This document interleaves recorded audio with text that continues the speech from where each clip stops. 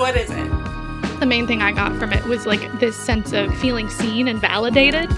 Well, why does it have to be this way? This book was placed in my hand for this moment. Insightful, learned a lot, wrote some quotes that I'm ready to paint on my wall. I love this book! That we just kind of pull out some of the big themes that we see and talk about a few different ones. I apologize if most of my contribution has K-pop references. Alternative book title, The Feminine Mystique Part 2. You were really just gay all along. Welcome to Book Club, normally with Julia and Victoria. You've just got me, Julia, today. Victoria is moving and recovering from AWP, so it's me with a very exciting guest today. We're going to be talking about disability and creativity and comedy and, all of our favorite things. Very quickly, if you would like to support the show, you can rate, review, subscribe on whatever podcast platform you use. If you go down into the book links, any book links in our show notes will take you to our affiliate page on bookshop.org, where we get a very small kickback if you buy books from there. Don't shop at Amazon, shop on bookshop.org. And then if you'd like to join the club, you can go to buymeacoffee.com/bookclubwithjv. We've got some archived episodes on there. We've got behind the scenes stuff. We've got additional series. I've been posting excerpts from my thesis, which has been great, so we'd love to see you there. We're currently raising money for a transcription service that actually works. So my special guest for today is Steven Verdile. Based in New York City, Steven is a designer and writer. As a lifelong fan of consuming content, he enjoys working on projects related to film, comedy, and entertainment. Steven loves iced coffee, the limited time only seasonal items at Taco Bell, and the Muppets. Not all the Muppets, but most of them, which I have follow-up questions about.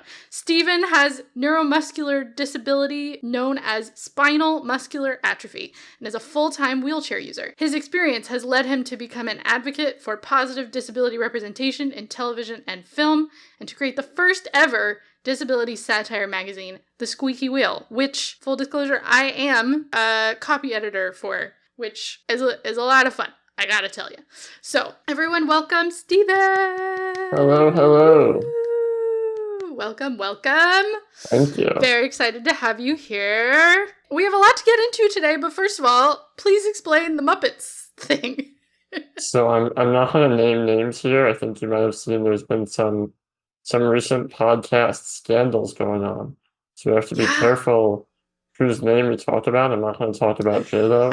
And I'm not going to name Muppets, but I will say some of them don't deserve the love as much as others.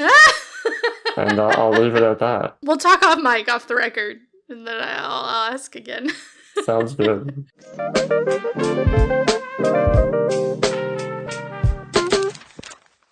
So, first of all, I am, as I said, a copy editor for a disability comedy publication that you founded and run that's so cool and hilarious. So I guess let's set the baseline first of how did it come about? What has it been like getting that off the ground kind of by yourself? Sure. So I started the Squeaky Wheel about 3 years ago. The way I describe it for most people is a disability satire magazine, very similar to ones you may be familiar with, like The Onion.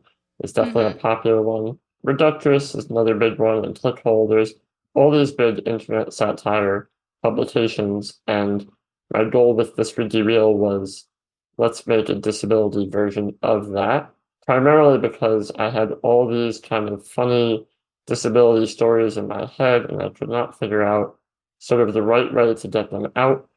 Then eventually I started to realize that the way, or the challenge I was having with telling these stories is that anytime you tell a story, you're looking at how other people are telling similar stories, and I realized the way that media covers disability is very strange, and Yes. I almost wanted to not only tell the story, but parody the ways that others were telling disability stories. Eventually, I kind of came up with the concept of doing them as satire stories. I also loved that the format is very short and very easy, so it was something I could write a story in an hour, post it online, be done with it, and move on to the next one, as opposed to other things I had been trying, like short films that are much more labor intensive, and you spend many, many, many more hours writing to get something to that point. And then once I had the satire stories, I started trying to figure out if I should be submitting them somewhere online or like which website they made the most sense on. And pretty quickly I realized it needed to be its own platform because the disability experience is so specific, and I wanted it to be for a disabled audience.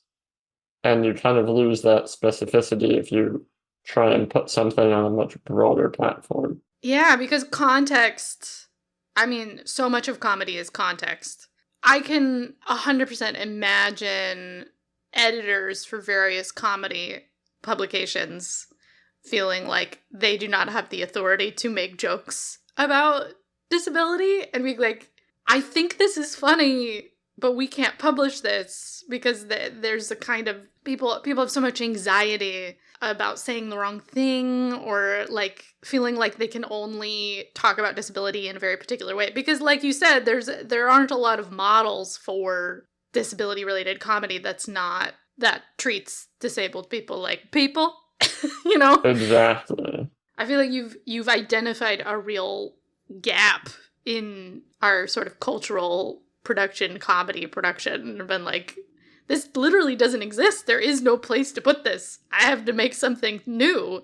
Exactly. And it's doing quite well. Yeah, it's been a great journey. I would say it wasn't as much of a like initial aha moment as much as I started writing the stories, and once I realized I was going to kind of create the website, create the platform for them, then I started to see like, oh, I can start writing about much more specific things. Like I wanted to make jokes about the Medicaid income asset limit, which is not a joke that like that works in The Onion. It's not a joke that's going to work in Reductress, but it's a joke that I know there's an audience for. And maybe Yeah. I need to find that niche audience, but as soon as I kind of created the home for these stories and started posting them, it wasn't long before I was able to find people that wanted to read them, people that related to them, and then more excitingly, people that wanted to become a part of it and start writing and Yeah. contributing in other ways. So we have now over 25 contributing writers. Many of them have written 10, 20 plus stories. We have a fantastic copy editing team, of which you are a part of. We have an illustrator who I absolutely love that does great work for us. And really, it's been fun to just keep growing it and try and make the Squeaky Wheel kind of a home for all things disability and comedy. Yeah. For folks outside of the US, do you want to explain what the Medicaid income or asset limit is or Yeah, whatever? absolutely. So in the US, if you have any kind of disability with very expensive healthcare costs, you most likely require Medicaid. For myself, for example, I have home care. I have nurses that come to my apartment and help me throughout the day with different things. That's very expensive and not something that any private insurance plan is ever going to pay for. So you need Medicaid. However, Medicaid in the US is primarily intended for people who are living in poverty and can't afford private health insurance. And you end up with this very messy system where essentially you either have to have no money to receive your health care, or as soon as you start earning money, you put yourself at jeopardy of losing your health care. And it's a situation where no matter how much money I earn, I would never be able to pay out of pocket for the health care needs that I have just because things are so ridiculously expensive. You end up in all these weird situations where you're kind of incentivized to work less, or you're trying to hide money that you have, or you're trying to find kind of loopholes and programs that are designed to circumvent these requirements. But pretty much anybody in the US with Medicaid knows how messy it is and kind of how absurd it is that they want you living with less than $2,000 in your bank account. And that's also why, you know, when you get disability advocates talking about marriage equality as well, that this particular thing is a big reason why many disabled folks cannot get married because they count your joint income, right? So if your spouse Exactly. makes above that $2,000, then you can no longer get Medicaid support for your healthcare needs. It puts you in a bind. So, yeah, anyway, a little tangent there, but something I think is very important that, again, not a lot of people know because they don't experience it firsthand.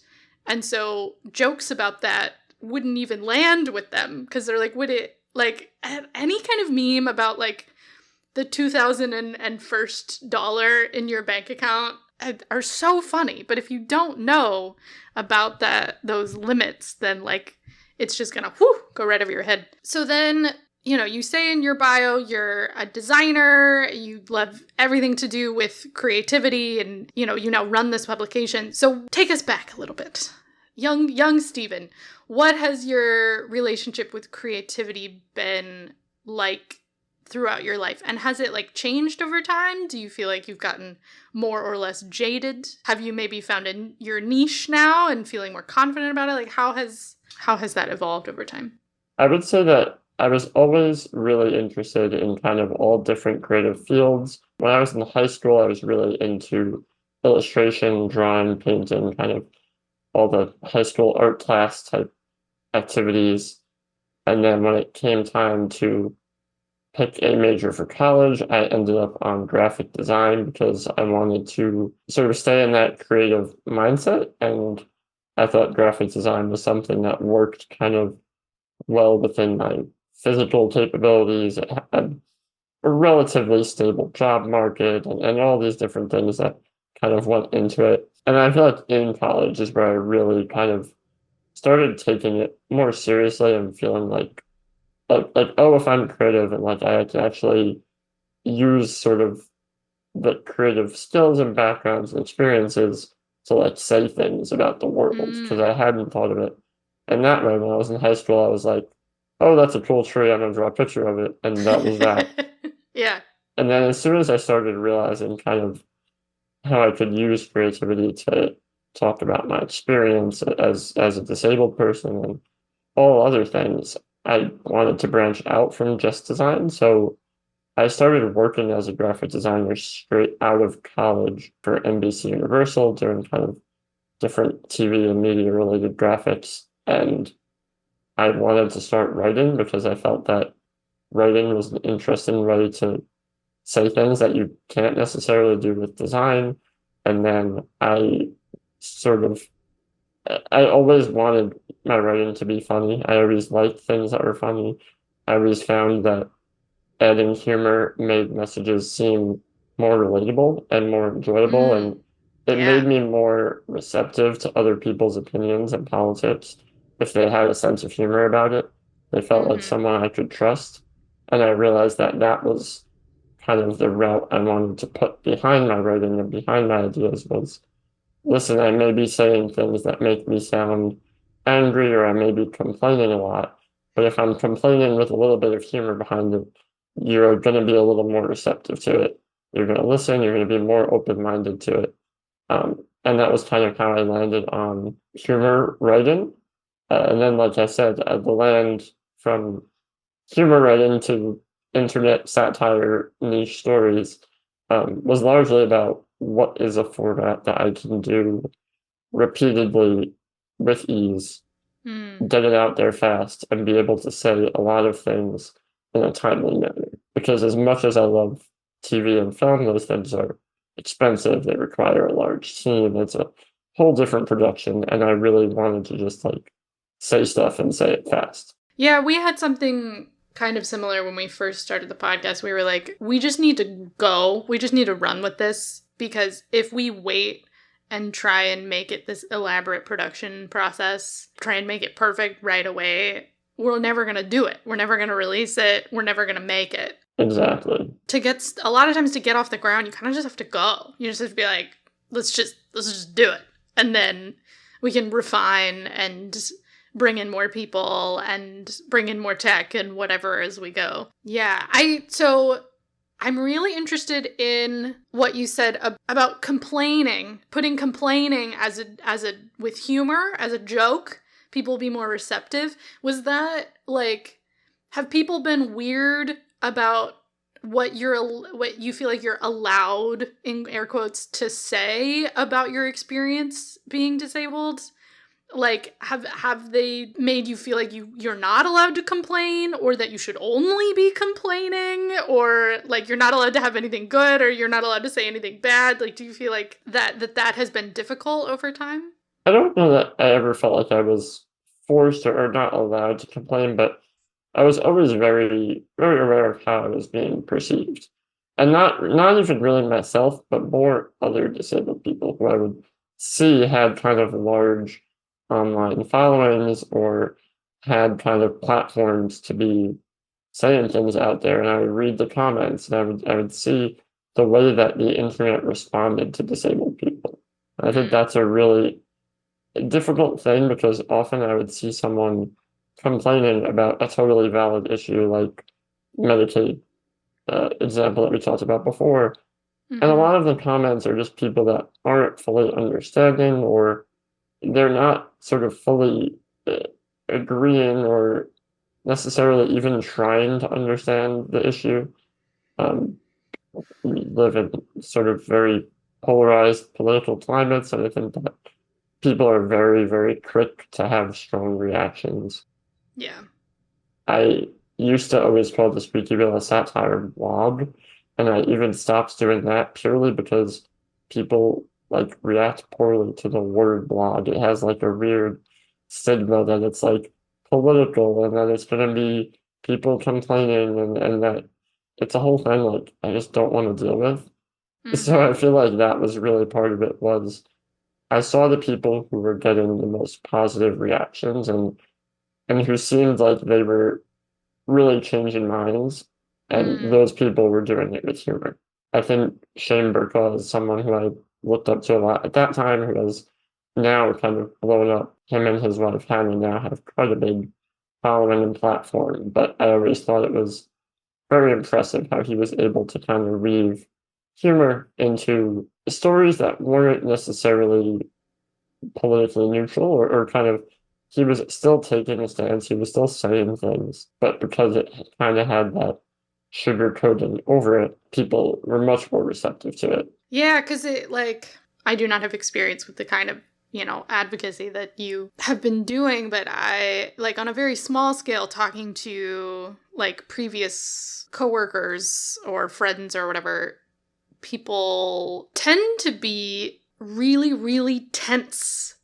And anytime you bring up any kind of disability, they just get this kind of and they can't relax, and they get super analytical of everything you're saying and have very instant, strong reactions to stuff. And so, yeah, I do think on a very small scale, I've seen something similar where if you inject humor into the situation, they relax. And they realize, oh, it's not quite so serious. I can relax a little bit more. And then they are more receptive to the nugget of message that you have inserted inside the joke. And I mean, we could go down a whole thing about grip theory and the ways that disability and various intersections with it have been treated in American society. But it's, so stigmatized to need help in America even at all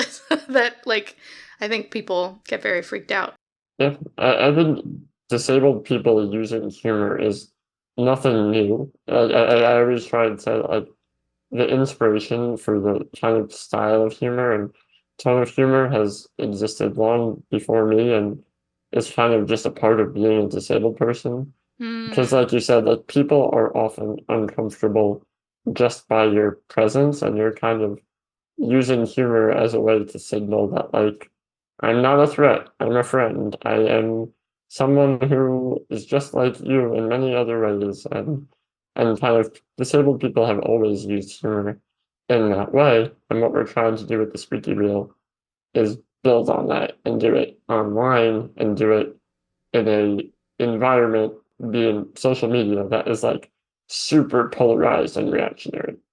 And how do we bring that in person? Like, oh, I'll make a little wheelchair joke here in person to break the ice.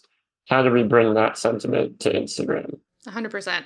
How has the reaction been? I mean, I know I've heard you mention before how careful you have to be to make sure that people know it's a joke.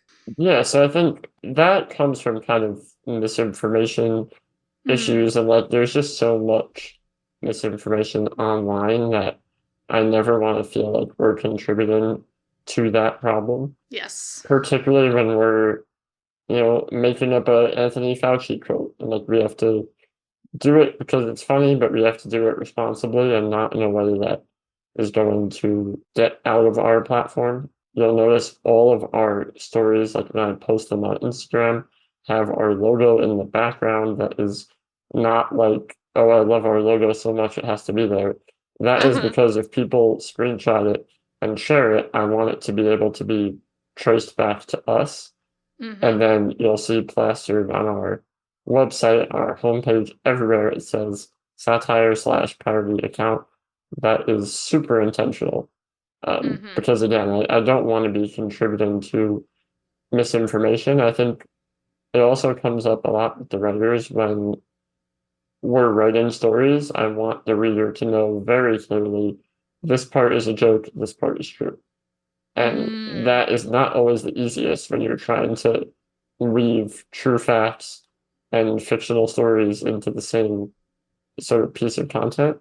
Yeah. So it comes up all the time, but is always like front of mind, especially anything like involving real people or real companies or real events that happened. Yeah, have you gotten any really strong reactions from people? I would say every now and then we'll get an Instagram comment or something like that, but it's usually very sparse. And what makes me very proud is that our readers usually come to our defense quite quickly. I never use my personal account or the Squeaky Wheel account to kind of chat, like to talk to people that are complaining. It's not that we're not reading them, we are reading them, and we do take complaints seriously because A, we don't want to be offending people, B, we don't want to be spreading misinformation.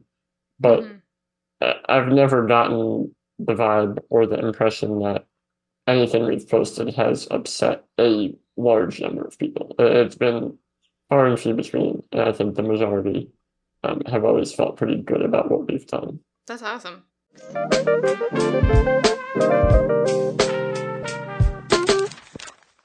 Yeah, so we've been kind of talking around this a bit, but how would you say that disability informs your comedy and your creativity? How do those two things work together? We've talked about it a little bit, but do you have any more thoughts? Yeah, I mean, I think there's a whole bunch of different ways to answer that question, but one Mm, kind of that's come to mind is that because I am disabled and I use a wheelchair and I'm sort of very easily recognized and like the cookie cutter disabled guy image, I know that when I'm in the store, when I'm on the street, like that is always something that is being perceived of me and mm-hmm. therefore is always something that I'm aware of when I'm perceiving you. Just as much as people see me as a guy in a wheelchair on the street, I see you as a guy looking at a guy in a wheelchair on the street. And that can be a very strange experience, Yeah. but it's something that most disabled people can relate to. Mm-hmm. And certainly not all, because all experiences are different and you can be very much disabled but not be so visually obvious about it. And I think Mm. that experience is different in a whole different way. But that's why I love having other writers because they can write to their experiences. I can write to mine and we learn from each other and then we can write from each other's experiences and it becomes sort of a stronger community in that regard when Mm-hmm. we are very inclusive with our narratives and with our sense of humor. I've definitely felt that. Yeah, I guess there is something kind of inherently funny in the knowledge of being observed in that way all the time. Because the people doing the observing don't usually realize that you know that they're interpreting you in that way. Exactly. Like once in a while they do, and I feel like that's almost worse because it becomes layers deep of like, you know I'm disabled. I know you know I'm disabled. I know you know that I know you know I'm disabled. And it just keeps going layers and Yeah. layers deeper, but we don't really have a social standard of like what we do with that information. So some Yeah. people make it really weird and awkward. Other people try not to make it awkward, but in doing so make it even more awkward. And then there's all Mm-hmm. different things that can happen. I've had plenty of people who I know with very good intentions try and make jokes that kind of break the ice about disability, and then they immediately regret it and they're like not sure if what they said was okay or if it would offend me or if it was actually funny, and there's all these different layers that go into it and no one's talking about it and we need to be talking about it. Yeah, so like in a way the satire, I mean what satire does best, right, is exaggerate something that exists that people don't want to talk about to a point where you have to talk about it, sort of emphasize how ridiculous it is. And I think that relationship, that sort of observational relationship is like perfect for satire because like it needs to be talked about. And I mean, again, we could go into, I have, personal theories, and I'm sure historians could outline this in more detail about how like the invisibility of disability for so many years in particularly American culture, but around the world, has sort of removed like we don't have anything built into our culture of how to interact with disability in like a normal everyday way because it was kind of just locked away and hidden from sight for so long. Absolutely. I think even I'm glad you mentioned that because we started talking a little bit about it, but disability being hidden away was done sort of in real life and everyday interactions for centuries. And even though a lot of the in-person elements of that are gone, that's still reflective in media, particularly in Yeah. TV and film, where like there's nothing resembling what disabled people's lives are actually like in TV and film. And because you're not interacting with blind people and wheelchair users and all these different disabled people every day, what most people know about it is what they see on TV and film. And that Mm-hmm. is why that issue is so important to me separately, but as a whole. Are there any characters or stories that you feel like come close or get it kind of right? Yeah, I Ones that mean, you enjoy? I shouldn't say there are none. There are definitely plenty, and I think there's more in the last 5 years than there was in the 100 years of TV before that. And I think we're Yeah. we're getting even better. Like I can think of probably 10 or so shows or movies that are currently in production that I think are probably better than pretty much anything that came before them. And I'm hoping Mm-hmm. it just keeps going in that direction. I love the Steve Way character in Rami. I think he's really I was gonna well ask about that. written. I love his character so much. Yeah, I think he's so unique and fresh, and the reason Mm-hmm. that works is because it's authentic. It's because Steve and Rami were childhood friends, and it shows, and it made it all the way into Mm-hmm. his TV show, and it reads so much differently than other shows. I think the ABC comedy Speechless is a solid one. I think that they're still kind of restricted by a lot of like TV tropes and conventions, but I think that Mm-hmm. they really did a great job of like pushing the envelope as far as they could within those restrictions and did some pretty cool stuff. I think, oh my gosh, what is the name of it? It's a movie with Lolo Spencer, and now I'm trying to Give Me Liberty, I think it's called, and it's not super well known, but it's a great movie about Yeah, I don't know that one. it's about like a medical transit service, like Accessoride, or I don't know what they're called in Oh, Seattle, yeah. but We have a lot of jokes about those. exactly. It's a good movie called Give Me Liberty about one of those and kind of the different people that use that vehicle on a certain day. So there's definitely good stuff going on, and I love to support it and talk about it, but there's never enough. There can always be more. Then a big thing that I have observed in working with Squeaky Whale that I've experienced that I try to explain to other people is how, and something I think you've even talked about on the Instagram account itself, how you have adjusted or not even adjusted, but just naturally the production style of the Squeaky Wheel has evolved out of, all of its staff and creators are disabled in some way. And so you've posted, I think, publicly about, because maybe people have asked, like, why don't you post more? And how, punishing algorithms can be for content creators who can't be posting and developing and whatever every single second of the day. And, you want to have a sustainable production schedule. And as someone who is a part of that production schedule, I can say I love it. It's one of it's my favorite sort of collaborative creative project that I did not create myself, because it is so forgiving of any kind of particular need or time scale, just in terms of time, like how the production schedule approaches time is so nice and so rare. And I didn't even realize how much I kind of needed it until I experienced it with you guys. And then I was like, wow, this is the best.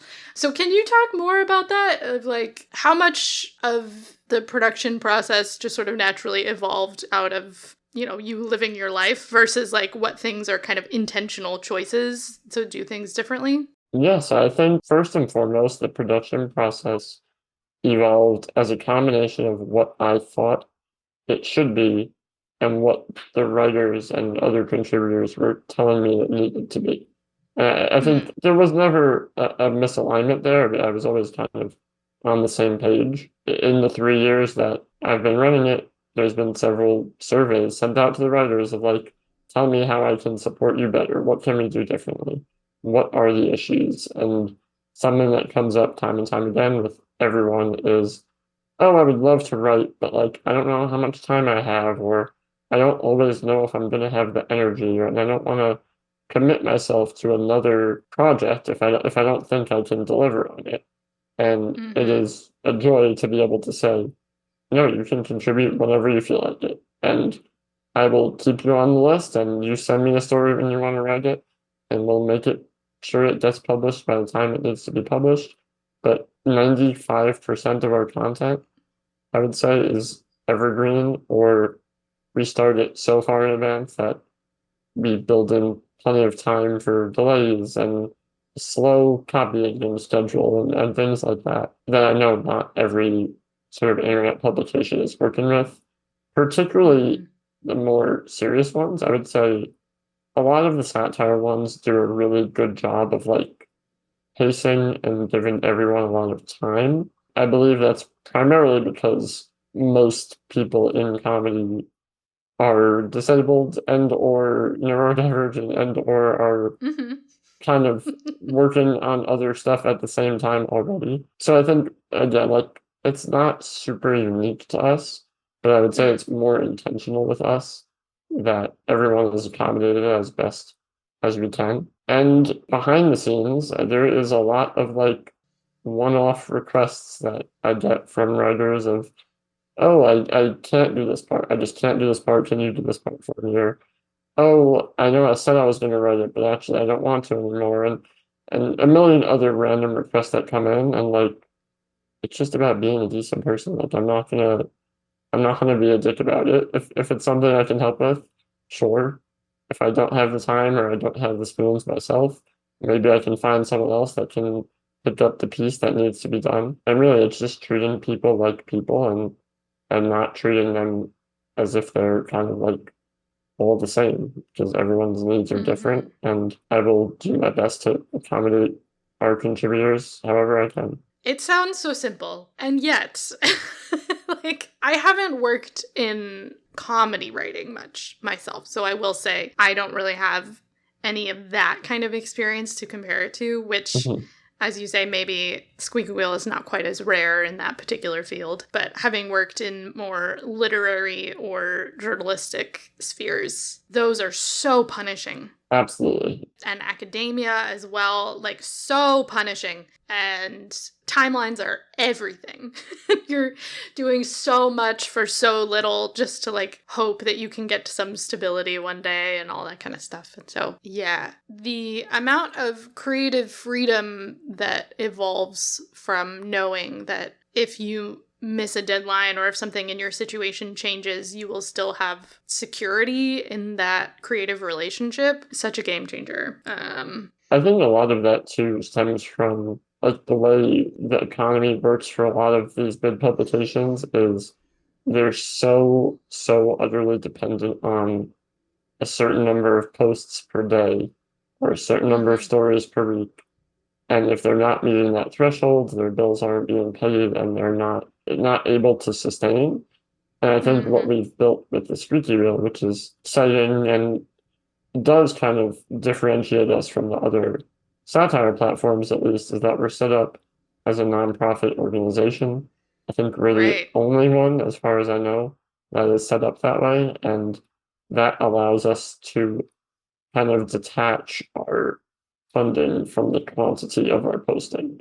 I think that is something that like not every publication has figured out, and a lot of them haven't even tried, but it creates a lot of freedom when I know that, not that we're making bank over here, but the small amount of revenue we are bringing in and we're using it to pay our writers and run our website is not dependent on hitting a certain number of posts per day. And a lot of it is through goodwill, and it's people that want to support us because they agree that we shouldn't have to post 400 times a month. And that's why people donate to our Patreon. That's why people buy merch.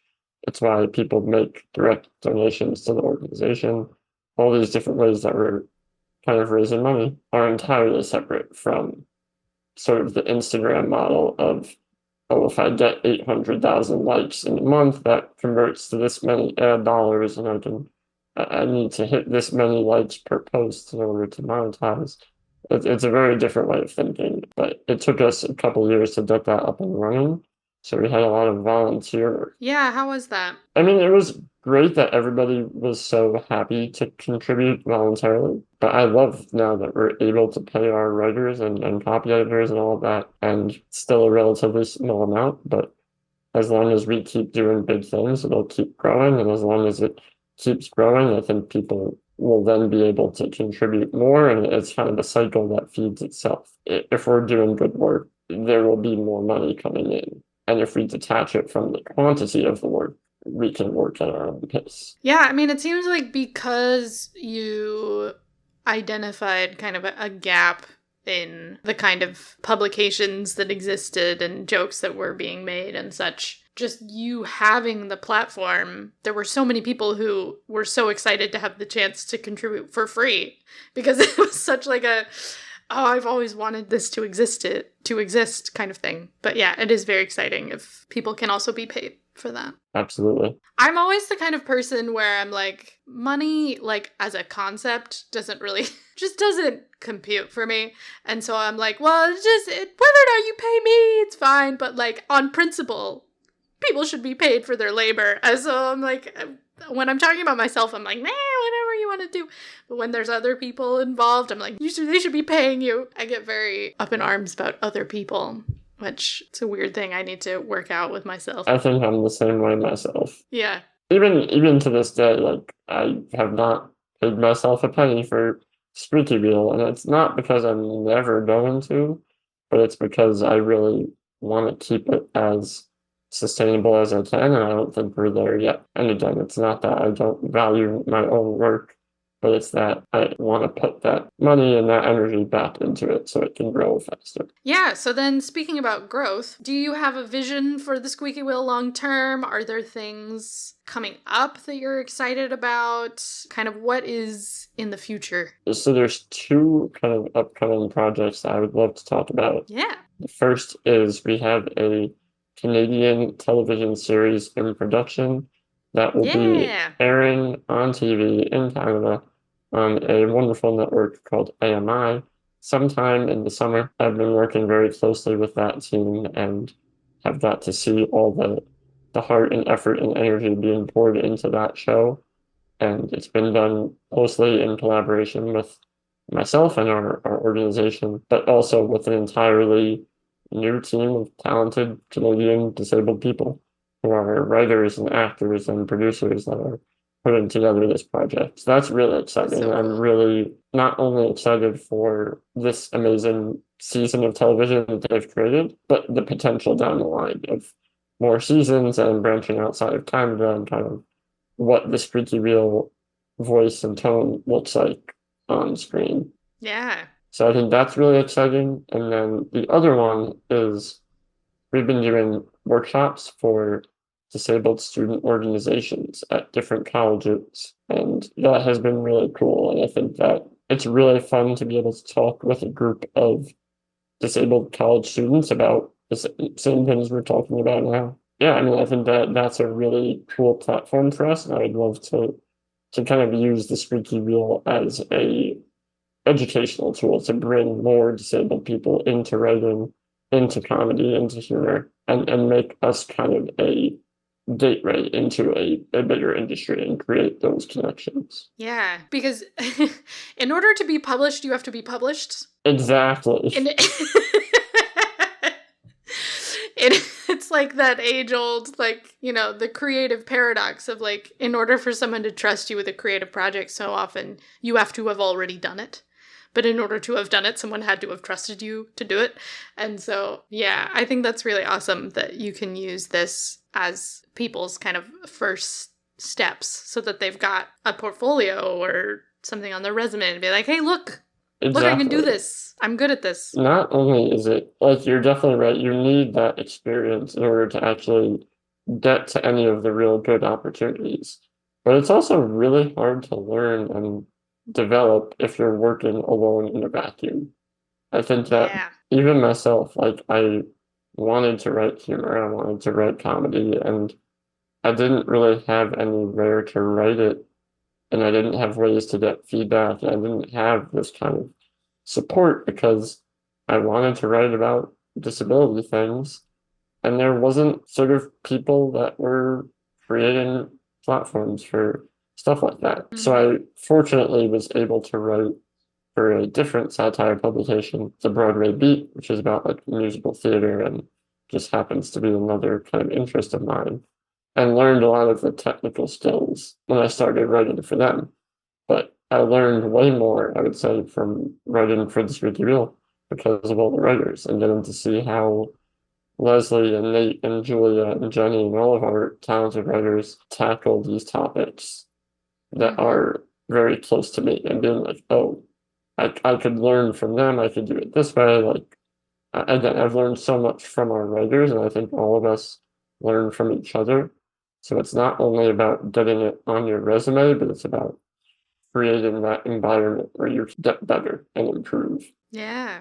And not be punished for not meeting a certain criteria of technical excellence. Yeah, because there's so many little, like even just the particular formatting that we use, right, has so many particular little rules. And that can be such roadblocks for people trying to break in if they don't have that insider information of like, oh, well, you have to use this particular style. And like, oh, you're only supposed to use single quotes in titles, but you can use double quotes in the, you know what I mean? Like little things like that you're kind of expected to know. Definitely. And the way that also that you're parodying the way that people write journalistic articles, but if you haven't written journalistic articles, then like, yeah, there's so many small insider things that you kind of have to learn through experience. I would say too, I think that another thing that kind of differentiates the Squeaky Wheel is that we have copy editors and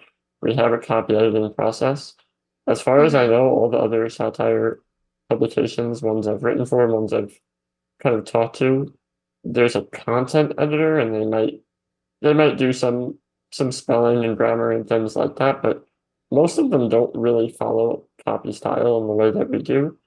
And that was something that me and Nimi, our awesome copy editor, kind of came up with because we thought it was important. We thought that like it's to the benefit of the writers, it's to the benefit of the readers, and it's to the benefit of the publication if we treat our work seriously. even though it is a satire fiction story about pooping in the accessible bathroom stall, that doesn't mean it should have typos.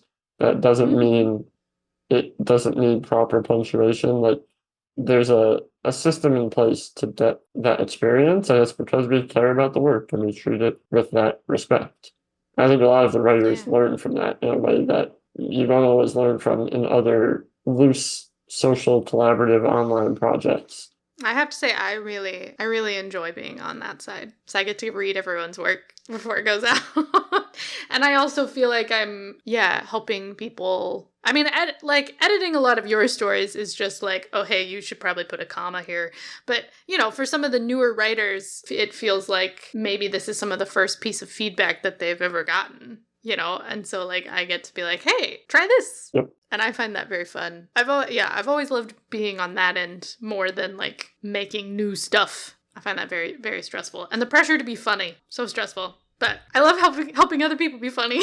But yeah, that is very cool. And to have copy editors who are because it's a very personal copy editing process and collaborative. It's not just, here's everything you did wrong, which I enjoy as well. Yeah, I think that too, that's something I learned from being a graphic designer and working in graphic design is that graphic design is so much about feedback and it's so built into every workflow and it's like it's the default is that there's going to be stuff that needs to be changed. And you learn quickly like it's not personal. It's not that they don't like you. It's not that they think your idea is dumb. It's that they want the best product and the best outcome and the best work. And I think that learning to give feedback and receive feedback and how to work collaboratively, like that's a really important skill for a writer. So I love when we have writers who've never received feedback on their writing.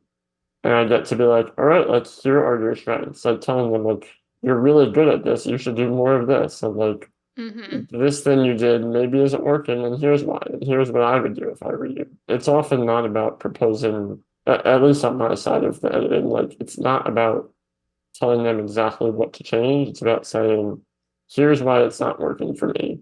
Here's one way I would fix it. But if you can find a different way to fix it, you're the writer. Like that kind of process of identifying the problems, identifying when a joke isn't landing or if it's not clear or if it feels a little harsh or a little too personal, and just saying, look, here's what I would do, but you're you do what you want to do, and we'll publish it once it's ready. And I think that is very special and unique. I feel like we could summarize a lot of the intentions and practices and ethos behind even the humor of the Squeaky Wheel is just like treating people like people. Totally. And I think that's really awesome that exists in the world, and I think there should be more like it. So I'm glad that it's doing well and it's spreading. Our last workshop was with the University of Amsterdam. So we've crossed into Europe. We're getting out there. We were on a radio show in Australia.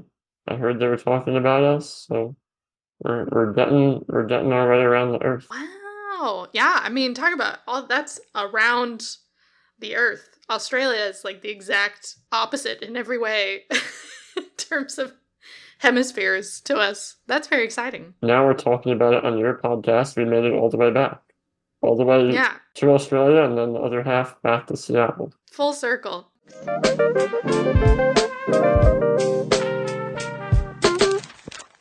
Okay, so we always close out our show with recommendations and currently obsessed. So first of all, where can listeners find you and your work? We should probably start there. Yeah, so you can find us. I always recommend Instagram first, at the Squeaky Wheel on Instagram. And that is SQKY if you're searching our direct handle, or on our website, thesqueakywheel.org.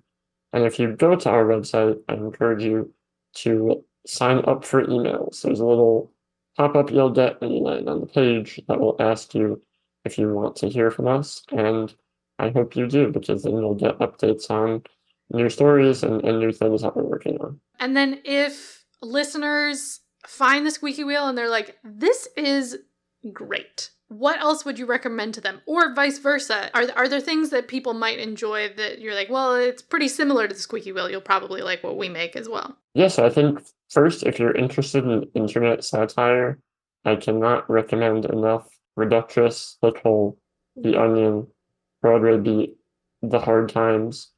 And if you have a niche interest or go to a large university or live in a big city, Google if there's a satire publication about it, because there often are. And then if you're interested in funny disabled people, follow Steve Way, follow Tina Frimmel, follow Ryan Haddad, and Shane Burkaw. There's a lot of funny disabled people out there. Again, just like Google, make the active search to find that stuff, and they'll find it. Yeah, we will. All of this stuff will be linked in the show notes on whatever app and what the website. So look no further. Just scroll down a little. Okay, and then what are you currently obsessed with? What are some things that have been bringing you joy recently? So my favorite show of recent times, I'd say, is How To with John Wilson. I try and recommend it to everyone. It's a HBO series about this guy who walks around New York and meets strangers and talks to them. And it is fascinating. It's super funny. I also love The Curse, a new show on Showtime. Recommend that one a lot with Nathan Fielder and Emma Stone. It's a really good one. Oh, yes. I didn't know what it was called, but yes. Yes, it is called The Curse. It's excellent. I feel like we've talked so much about funny disabled people, but I would say again, like, watch Ronnie for Steve Way. Watch the show Special on Netflix is a really good one. And then if you're listening to this and you're someone who is not in the disability sphere at all, I always recommend Crip Camp and the book Disability Visibility by Alice Wong. Those are like the two pillars of disability culture that I, again, cannot shout out enough. Follow 504 the Musical on Instagram, which is a new musical about the disability rights movement in the 70s, and it's sort of a musical that follows a lot of what's talked about in Crip Camp, and they're some very talented people, and I am rooting so hard for them because it is a great project. I feel like I'm always the last to hear about new Broadway things, so that's very exciting. It's very much early, like they're in development. They've posted some clips of songs and things are around, but it's an excellent show, and I really hope that it gets produced and finds a great home. That's amazing. I'm trying to think. My currently obsessed at the moment is, I feel like I'm very late to these, but seasons 2 and 3 of Reservation Dogs. I love Reservation Dogs. It's such a good show. I think season 3 came out recently, and there was all this, it was like their final season, and they knew it was their final season going in, so there's always this kind of the end of the show promo stuff, and that's what found me finally. And so I finally got a chance to sit down and watch seasons 2 and 3. Season 2 is like one of the best seasons of television I've ever seen. Really, really, really well done. Another project that is so about authenticity. That show would not work if it was not made by the people who made it.